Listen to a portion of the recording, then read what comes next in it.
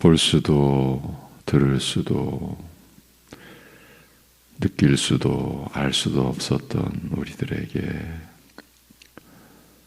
주 예수를 깊이 아는 놀라운 그 은혜를 이제 느끼며 알며 보며 들을 수 있게 하신 우리 아버지 하나님, 죄 가운데서 죽음의 형상으로 영혼을 갈 수밖에 없었던 우리들에게 거듭난 새 생명을 주셔서 하나님을 향해 살아가게 하여 주심을 감사합니다.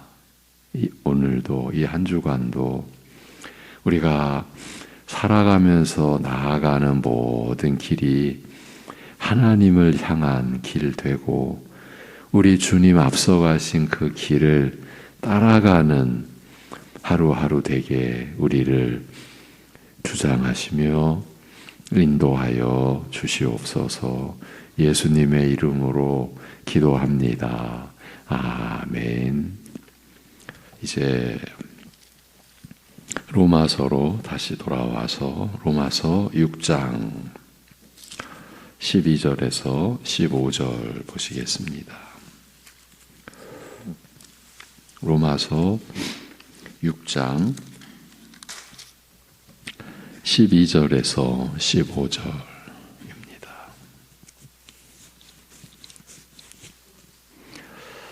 로마서 6장 12절에서 15절 같이 합독하시겠습니다. 다 같이. 그러므로 너희는 죄가 너희 죽을 몸을 지배하지 못하게 하여 몸의 사욕에 순종하지 말고 또한 너희 지체를 불의의 무기로 죄에게 내주지 말고 오직 너희 자신을 죽은 자 가운데서 다시 살아난 자 같이 하나님께 드리며 너희 지체를 의 무기로 하나님께 드리라. 죄가 너희를 주장하지 못하리니 이는 너희가 법 아래에 있지 아니하고 은혜 아래에 있음이라. 그런즉 어찌하리요? 우리가 법 아래에 있지 아니하고 은혜 아래에 있으니 죄를 지으리요? 그럴 수 없느니라. 아멘. 이 본문의 12절에 14절을 이 원문 직역으로 다시 한번 들어보십시오. 그러므로 죄가 너희 죽을 몸에 왕노릇하여 그 몸의 정욕에 순종하게 하지 말며 너희 지체들을 불의의 도구로 죄에게 내어주지 말고 다만 죽은 자들 가운데서 살림받아 사는 자들처럼 너희 자신을 하나님께 드리되 너희 지체를 의의 도구로 하나님께 드리라고 하는 것은 왜냐하면 이제 14절입니다. 왜냐하면 죄가 너희를 주관하지 못하기 때문이다. 왜냐하면 너희가 율법 아래에 있지 않고 은혜 아래에 있기 때문이다. 이렇게 되어 있습니다. 12, 13절에서 명령의 말씀이 내려질 수 있는 이유가 있는데 그런 말씀이 근거하고 있는 내용이 있는데 그것은 죄가 너희를 주관하지 못하기 때문이라. 곧 죄가 너희에게 주인이 되지 못하기 때문이라는 것입니다. 그러니 죄가 너희 죽을 몸에 왕노릇하여 그 몸의 정욕에 순종하게 하지 말며 너희 지체들을 불의의 도구로 죄에게 내어주지 말고 다만 죽은 자들 가운데서 살림받아 사는 자들처럼 너희 자신을 하나님께 드리라. 너희 지체를 의의 도구로 하나님께 드리라는 것입니다. 그러면서 죄가 너희를 다스리지 못하는 것은 너희가 율법 아래에 있지 않고 은혜 아래에 있기 때문이라고 말합니다. 결국 요점은 이것입니다. 너희가 율법 아래에 있지 않고 은혜 아래에 있다는 것입니다. 율법 아래에 있지 않고 은혜 아래에 있기 때문에 죄가 너희를 다스리지 못한다, 주관하지 못한다는 것입니다. 그렇다면 이는 너희가 율법 아래에 있지 않고 은혜 아래에 있음이라고 한 말씀을 다시 살펴보지 않을 수가 없습니다. 율법 아래에 있다는 것은 앞에서 로마서 앞에서 살펴본 대로 심판 아래에 있다는 뜻이라고 했습니다. 그렇다면 율법 아래에 있는 것이 왜 심판 아래에 있는 것이 됩니까? 그것은 스스로 율법을 이룰 사람이 없기 때문입니다. 율법을 지키고 그 모든 계명을 순종하여, 그러니까 율법을 이루어서 하나님 앞에서 스스로 의롭다고 여김을 받을 수 있는 사람은 역사상 단 한 사람도 없습니다.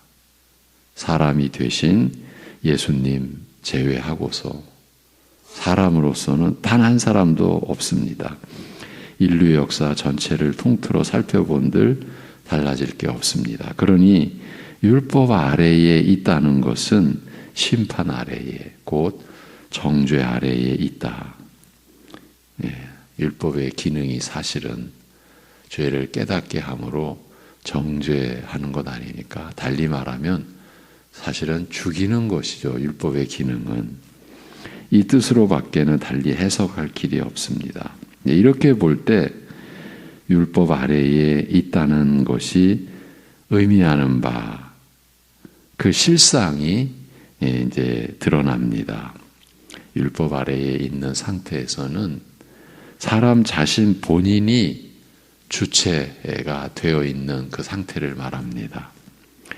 본인이 스스로 율법을 지키며 그에 따른 계명을 스스로 순종해 가야 합니다. 사실은 이래서 율법 아래에 있는 것이죠. 분명한 것은 본인 스스로가 자신의 주인이 되어 행세한다는 점입니다. 이것이 율법 아래에 있다는 것을 나타내는 핵심 내용입니다. 그런데 바로 이 점 때문에 율법 아래에 있는 것을 사람들은 선호할 수도 있습니다. 이제 논리상으로 보자면 그렇다는 겁니다. 왜 선호합니까? 자신이 주인 행세를 하게 되니까요.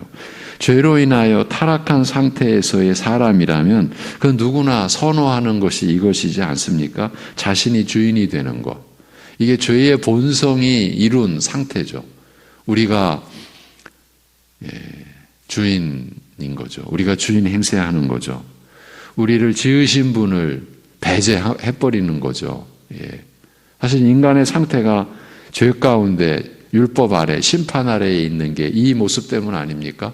자기를 지으신 하나님, 자기의 주인, 생명의 시작, 근원, 그분이 없으면 나도 없는데, 우리도 없는데, 그런데 우리는 그분을, 그 창조주를, 우리를 지으신 분을 배제해 놓고서 난 내가 있다, 내가 스스로 있다.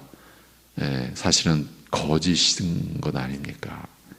그런데 우리는 그런 가운데서 주인 행세하며 사는 거죠. 우리 일반적으로 사람이 사는 게 그렇지 않습니까? 그런데 생각해 보십시오. 이제 우리의 믿음의 그 삶으로 돌아와서 자신이 주인 행세를 하면서 주님을 신뢰한다, 의지한다. 그것도 전적으로 신뢰하고 의지한다. 그렇게 산다라고 하면 이거야말로 앞뒤가 맞지 않는 것 아니겠습니까? 자신이 주인 행세하면서 난 주님을 신뢰하고 의지하며 살아. 앞뒤가 안 맞는 말이죠. 자, 그렇지만 은혜 아래에 있다는 것은 전혀 다른 양상으로 전개가 됩니다. 율법 아래에 있는 것과 모든 면에서 대조가 된다. 이렇게 보면 될 듯 싶습니다. 우선 은혜 아래에서는요, 우리 자신이 모든 면에서 주체가 되지 않습니다. 그리 될 수가 없습니다. 자의식이 강할수록 이제 이런 말씀의 내용이 이제 거북해지는 거죠. 예. 싫어지는 거죠. 자신이 주체가 될 수 없다고 하니까요. 우리 믿는 자들이 율법 아래에서 은혜 아래로 들어오게 되는 모든 면에서 우리 모두가 다 본래 율법 아래에 있었던 존재 아닙니까? 그런데 지금 은혜 아래에 있게 됐어요. 이렇게 은혜 아래로 옮겨지는, 들어오게 되는 모든 면에서 우리 자신에 의해 이루어지는 것이 있습니까? 우리 자신에 의해서 이루어져서 우리가 율법 아래에서 은혜 아래로 옮겨지는 그런 면이 있습니까? 없습니다. 단 하나도, 단 한 건도 없습니다. 단 하나도 없기 때문입니다. 그래서 우리가 주체가 되지 않습니다. 될 수가 없습니다. 그러니 은혜 아래에서는 우리 자신을 위하여 우리 자신의 뜻을 나타내는 일은 이게 원리상으로는 본래적으로는 일어날 수가 없게 되어 있는 거예요. 나 자신을 위하여 산다? 나 자신의 뜻을 늘 쫓으며 이게 없는 거예요, 사실은. 이 사실을 아는 것이 은혜 아래에 있다는 증거라고 해도 틀린 말이 아니지 않을까 싶습니다. 우리가 죄 사함의 은혜를 입고 하나님의 의를 입게 된 것이 그 죄와 그로 인한 정죄, 심판, 사망 안에서 구원을 받은 것이 전적으로 하나님의 은혜로 인한 것이지 않습니까? 그러니 은혜 아래에 있게 된 우리가 주인 행세를 하면 어찌 되는 것입니까? 자기가 주인 노릇하는 것을 자신이 받은 은혜를 거부하고 다시 하나님을 떠나 제 주관대로 제멋대로 살겠다는 표시로 본다면, 자기가 주인 노릇하는 것을 이런 내용으로 본다면 은혜 아래에서는 있을 수가 없는 일입니다. 은혜 아래에서 좀 더 포괄적으로 말하면 하나님 나라 안에서 있을 수가 없는 일입니다. 그런데 우리의 현실을 보면 입이 다물어지질 않습니다. 많이들 주인 행세를 하고 있지 않습니까? 자신이 주인이 되어 살고 있는 우리 신자의 형편도 보면 그렇지 않습니까? 예. 그래서 그렇게 해서 우리에게 어떤 일이 일어났습니까? 예, 죄가 왕노릇하는 거죠. 그래야 우리 자신을 불의의 도구로 또 죄에 내주게 되는 거죠. 그런 형편으로 사는 모습도 없다고 볼 수 없지 않습니까? 많은 경우에 말입니다. 예. 1절부터 11절까지의 내용을 받아서 정리, 요약해주는 이 12절에서 14절의 말씀을 통해서 우리 믿는 자들이 확실하게 하고 넘어가야 할 교훈이 있습니다. 사람은 불의의 도구로 살든지 의의 도구로 살든지 둘 중 하나의 인생을 산다라는 점입니다. 다시 말하면 불의의 도구로 죄에게 내주든지 아니면 의의 도구로 하나님께 자신을 드리든지 이 둘 중 하나의 길을 가게 되어 있다. 그 뜻입니다. 그렇다면 무슨 뜻입니까? 이 내용이 자신의 뜻대로 자신이 주관하여 자신의 인생을 사는 사람은 사실은 없다는 거예요. 자기가 자신의 주인이라고 아무리 큰 소리 쳐도 불의의 도구로 죄에게 자신을 내어줄 뿐인 것이에요. 자기가 자신의 주인이라고 하는데 또 의의 도구로 하나님께 자신을 내어드리는 삶을 살 수는 없는 것이니까요. 예. 이것이 사람이요, 사람의 인생인 것입니다. 대다수의 사람들은 이런 말을 들으면 그냥 비웃죠. 그냥 웃는 거죠. 예. 물론 저들은 이런 진리의 내용을 알 리가 없고, 그러니 비웃는 것도 그분들로서는 일반 사람들의 입장에서 당연하다고 볼 수밖에 없습니다. 로마서 6장의 말씀이 어려운 내용일 수밖에 없는데 더 문제는 실감이 나지 않는, 그러니까 현실감이 거의 느껴지지 않는 내용들로 구성되어 있다는 점인데, 그럴수록 주님 안에서 성령께서 인도해 주심을 믿고 의지하며 한 구절 한 구절 우리에게 일어난 일, 하나님께서 우리 안에서 일으키신 일, 그래서 우리 안에서 성취된 일, 이러한 그 믿음을 가지고 한 구절 한 구절 살펴가는 것이 더 필요한 일로 여겨집니다. 보면 볼수록 말입니다. 그렇기 때문에 한편으로는 또 얼마나 감사한지 모릅니다.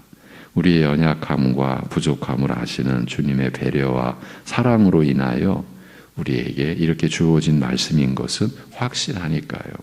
고의로 우리를 힘들게 하려고 이렇게 기록하게 하셨을 리는 없지 않습니까? 그래서 한 구절의 의미를 깨우쳐 주실 뿐만 아니라 더 나아가 앞뒤가 연결되는 의미를 통해서 더 풍성한 은혜를 내려주시는 성령님을 더 의지하여야 하리라고 봅니다. 방금 전 로마서 6장의 이 한 절 한 절의 말씀이 어렵다, 현실감이 거의 느껴지지 않는다. 여러분, 우리가 그리스도와 함께 십자가에 못 박혀 죽었다. 그래서 우리가 죄에 대하여 죽었다라고 하는 게 이 믿음의 영역 아니고서는 우리가 무슨 오감으로 육감으로 감지되는 것 아니지 않습니까? 그런 차원을 언급해 드린 겁니다. 지금까지의 내용을 정리해 보겠습니다. 우리는 율법 아래에 있지 않고 은혜 아래에 있게 되었습니다. 이제 앞으로도 우리가 나누겠지만 이 한 절의 이 선언이 여러분 엄청난 겁니다. 이 세상을 뒤집는 진술입니다. 우리가 율법 아래에 있지 않고 은혜 아래에 있게 되었다. 그렇기 때문에 죄가 우리를 주관하지 못한다. 이렇게 되는 것 아닙니까? 죄가 우리의 주인 노릇을 하지 못한다라는 뜻이에요. 죄가 우리를 다스릴 수 없게 된 것이에요. 왜냐하면 우리가 율법 아래에 있지 않고 은혜 아래에 있게 되었기 때문입니다. 그러면 우리가 어떻게 율법 아래가 아닌 은혜 아래에 있게 되었습니까? 우리로서는 이에 대해 아무런 할 말이 없습니다. 우리가 한 일이 아니기 때문입니다. 우리가 의도한 일이 아닙니다. 우리가 계획한 일이 아닙니다. 우리가 또 바라고 소원한 일도 아닙니다. 본래는. 이 은혜를 찾은 사람 스스로 그런 은혜가 있을 거야. 있겠지? 그런 은혜를 우리가 소원하고 찾아야지. 그것조차도 없다고 이 로마서에서 우리 인간의 실태를 이미 다 밝혀놓았습니다. 인간의 전적 타락의 실상의 내용에 대해서, 의미에 대해서. 할 말이 없는 거예요. 우리가 한 일이 아니기 때문이에요.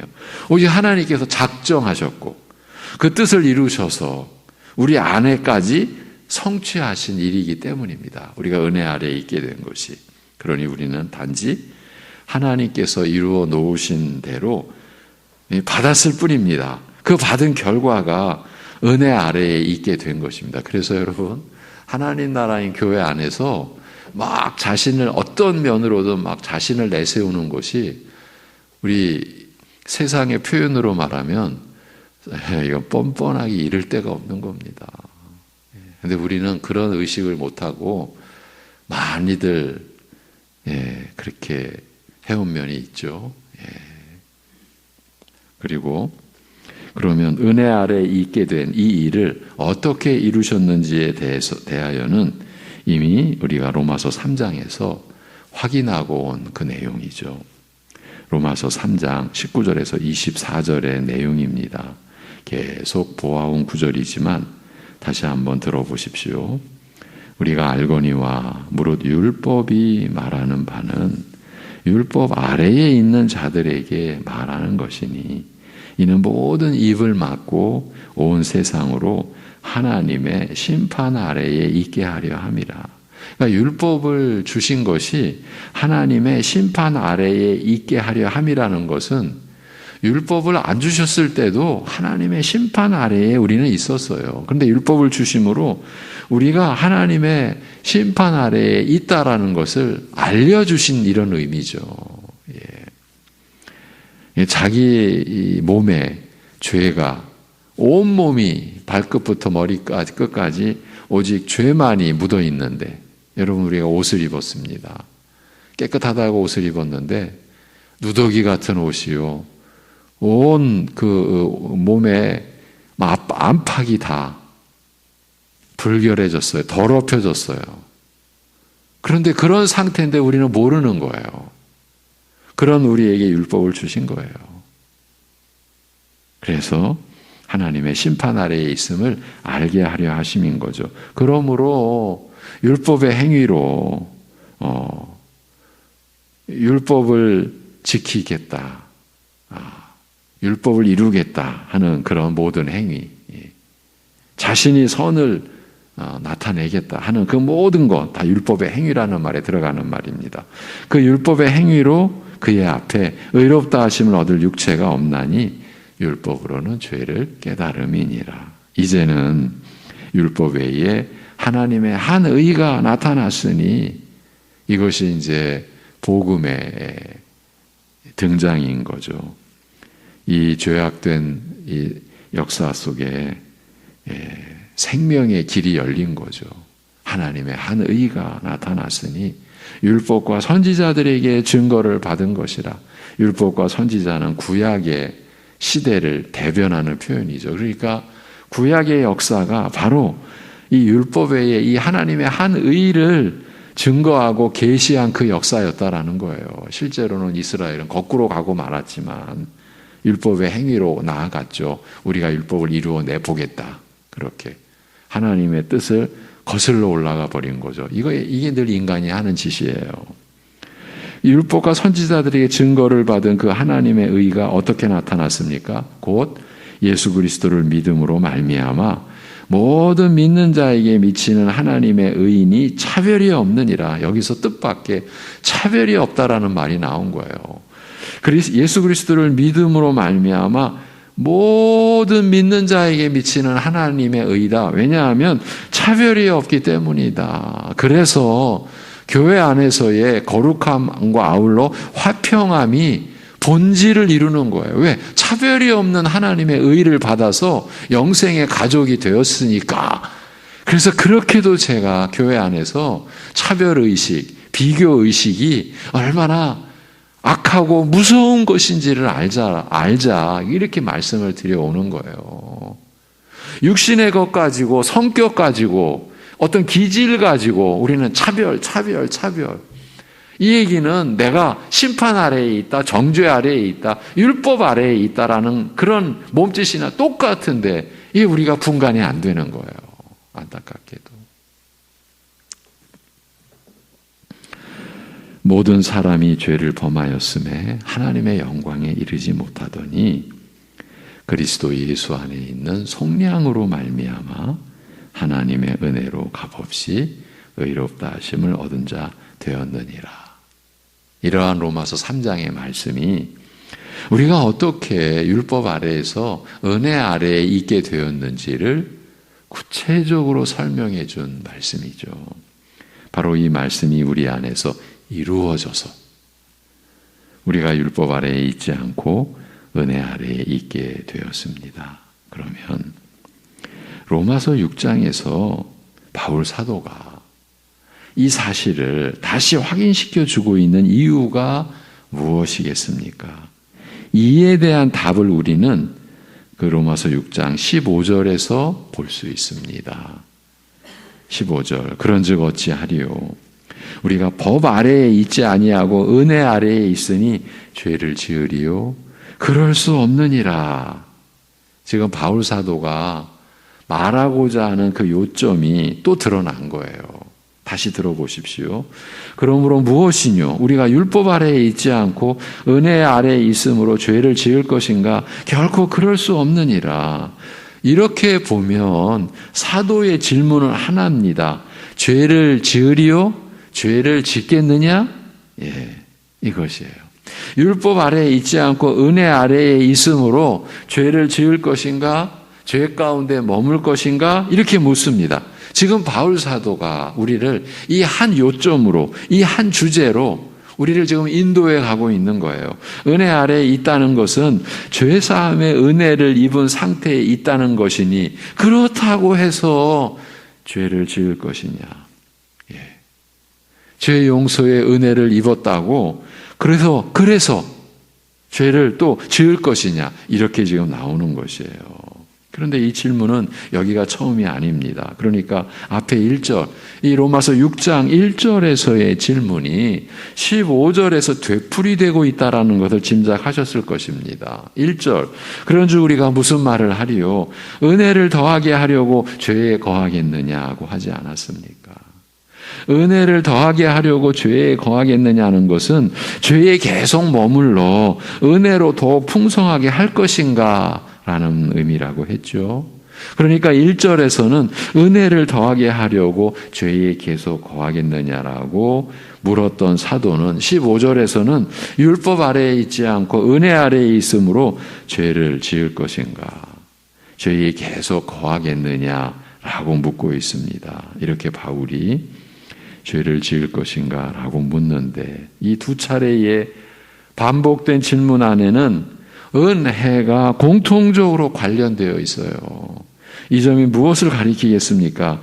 사도는 지금 은혜를 입은 사람, 은혜를 받은 사람에게, 즉 하나님의 은혜를 아는 신자에게, 하나님의 은혜를 이제 말씀으로 볼 줄 알고 말씀으로 들을 줄 알고 마음으로 느낄 줄 알고, 그래서 하나님의 은혜를 입어 이제 하나님을 향하여 인생의 발걸음을 옮길 수 있는 그런 신자에게 질문하고 있는 것이에요. 신자가 아니고서는 하나님의 은혜를 알 턱이 없으니까요. 하나님의 은혜를 알고 그 은혜를 입은 신자에게 있어서 현실적인 단 하나의 문제는 죄에 계속 머물 것인가 하는 점이라는 사실을 사도 바울이 이렇게 밝혀놓은 것입니다. 그것도 다른 것이 아닌 하나님의 은혜와 관련해서 묻고 있습니다. 은혜를 더하게 하려고 죄에 계속 머물 것인가? 율법 아래가 아니고 은혜 아래에 있다고 죄를 지을 것인가? 라고 말입니다. 그러니까 은혜를 알고 그 은혜를 입었는데 바로 이 사실로 인해서 죄를 짓고 그 죄에 계속 머물 수 있다는 점을 사도가 암시하고 있는 것입니다. 이런 상황에 어울리는 말이 이거 아이러니하다 이런 말 아니겠어요? 은혜의 핵심은 죄사함과 하나님의 의 아닙니까? 그런데 이 은혜로 인해서 도리어 죄를 짓고 계속 죄에 머물 수 있다는 사실을 사도는 온갖 주의를 기울여 지금 설명해 가고 있는 겁니다. 한마디로 사람의 간사함이, 간교함이 어디까지 미칠 수 있는지를 지금 내비쳐주고 있는 거예요. 이 죄의 본성이라고 하는 것이 얼마나 우리로서는 감당이 안 되는 거죠. 그야말로 내밀한 내용일 수밖에 없는, 그렇지만 다루지 않으면 안 되는 곧 신자의 성결한 삶을 위한 초석을 사도는 이렇게 사실은 마련해 가고 있는 거예요. 그래서 이렇게 한 구절 한 구절 어떻게 보면요 반복되는 내용을 사도가 왜 이렇게 기술해 갈까? 그냥 한마디로 은혜 아래에 있다. 그냥 죄가 우리를 주장 못한다. 그냥 하나님께 자신을 드리며 살라. 이렇게 간단하게 기록해 놓았으면 우리는 그런 바람이 있잖아요. 그런데 이런 설명을 왜 이렇게 해나가고 있을까? 이번 주간 제가 목요일까지 이제 내일 모레 목요일 아침까지 이 문제를 가지고 여러분과 씨름할 겁니다. 이 은혜와 관련해서 이 은혜가 교묘하게 우리로 하여금 죄 가운데로 떨어뜨릴 수 있는 그 가능성, 이게 보통 내용이 아닙니다. 그리고 이 점에 대해서는 이 로마서와 거의 같은 구조로 갈라디아서가 이 의미를 또 밝혀줍니다. 그래서 로마서와 갈라디아서의 한 구절, 갈라디아서 전부를 보는 건 안 되죠. 무리죠. 또 시간을 그만큼 들여야 되니까 아주 직결된 관련된 구절을 여러분과 함께 내일부터 갈라디아서를 제시하면서 지금 바울 사도가 이 은혜와 관련해서 은혜 아래에 있다고, 은혜를 풍성하게 하겠다고 죄에 계속 머물겠는가 하는 이 주제, 이것이 초대교회 때부터, 아니 구약시대도 마찬가지고 우리 시대에도 이 하나님의 사랑, 하나님의 은혜와 관련해서 어떻게 마귀가 우리에게 죄 가운데로 교묘하게, 이건 전적인 속임수죠. 이제 그런 내막을 우리가 좀 살피도록 하겠습니다. 기도하겠습니다. 은혜 아래에 우리로 하여금 있게 하여 주신 아버지 하나님, 율법 아래에, 그 정죄 아래에, 그 심판 아래에 본래 있는, 그냥 그대로 영원히 갈 수밖에 없는 우리를 아들의 희생 안에서, 아들의 수치와 고난과 그 죽음의 은혜 안에서 우리로 하여금 하나님을 영원히 섬기고 하나님과 영원히 교통하고 하나님과 영원히 함께하는 은혜 아래의 삶을 우리에게 내어주시고 베풀어 주시고 이를 이루어 주시고 은혜 아래에 있을 수 있는 모든 것 우리에게 허락하여 주신 그 은혜를 감사드립니다. 아버지 하나님, 말씀에 우리가 집중하지 않으면, 이 믿음의 생애를 걸어가면서 그리스도에게서 시선을 떼면 우리 본래의 옛사람의 본성, 육신의 모습으로, 옛 모습으로 돌아가서 우리가 이 은혜의 옷을 또 집어내어 던지고 여전히 또 자신이 주체가 되고 주인이 되어 살 수밖에 없는 우리를 긍휼히 여기사 붙잡아 주옵시고 우리를 돌보아 주옵시고 은혜 아래에서의 삶을 이 한 주간도 오늘도 직접 경험하고 누리며 살아가게 하여 주옵소서. 어렵고 힘들고 병상 중에서도 우리가 생명의 주인 되신 하나님의 그 그늘 아래, 은혜의 그늘 아래, 보살피시는 생명의 우산 아래에 우리가 보호받고 있음을 체험하는 시간들이 되도록 성령께서 그 연약한 심령 속에서 역사하여 주시옵소서. 우리 학생부 동계 수련회 일정도 하나님께서 지켜주시고 전국에서 모인 우리 청소년들의 거룩한 집회, 신령한 집회 속에 참석하는 우리 송내중앙교회 자녀들도 참으로 큰 은혜 받고 돌아와서 함께하지 못한 친구들에게 그 은혜를 또 나눌 수 있는 그러한 데까지 인도하여 주시옵소서. 주 예수 그리스도의 이름으로 기도하옵나이다. 아멘.